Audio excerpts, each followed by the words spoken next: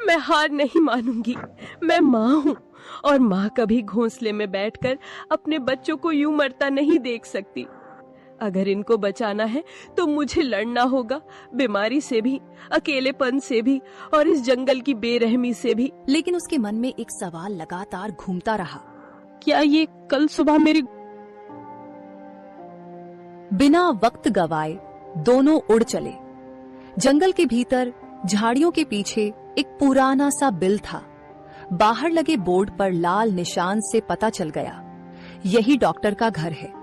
Doctor साहब जल्दी बाहर आइए, एक माँ के बच्चे बीमार हैं, बहुत बुरे हाल में हैं।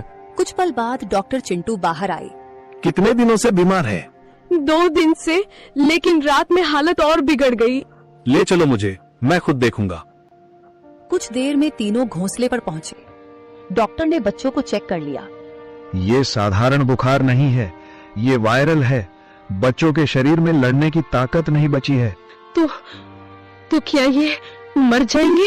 मैं कुछ नहीं कह सकता। मैं दवा दूंगा, अगर ऊपर वाले ने चाहा तो बच जाएंगे, पर मैं कोई गारंटी नहीं देता। तुम तो डॉक्टर हो, तुम्हारे पास उम्मीद होनी चाहिए। मैं दवा दे सकता हूं बहन, चमत्कार नहीं। जब शरीर साथ नहीं देता तो दवा भी हार जाती है। अब ये तेरी ममता और भगवान की मर्जी पर है। चिकी जानती थी अब उसके हाथ में कुछ नहीं बचा था।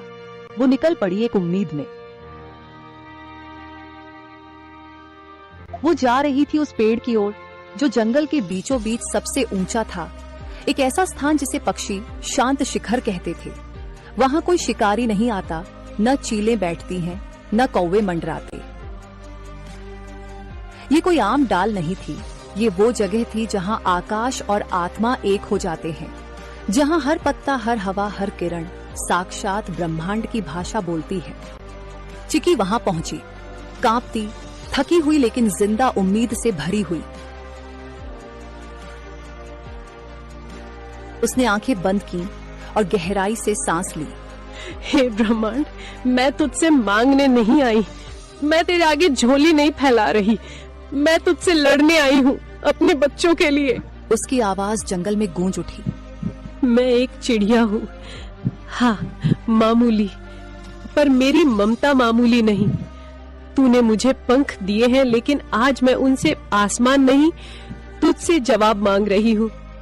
क्यों मेरे बच्चों को तूने इस बुखार की आग में झोंका? तू ही बता। उसने आकाश की ओर देखा।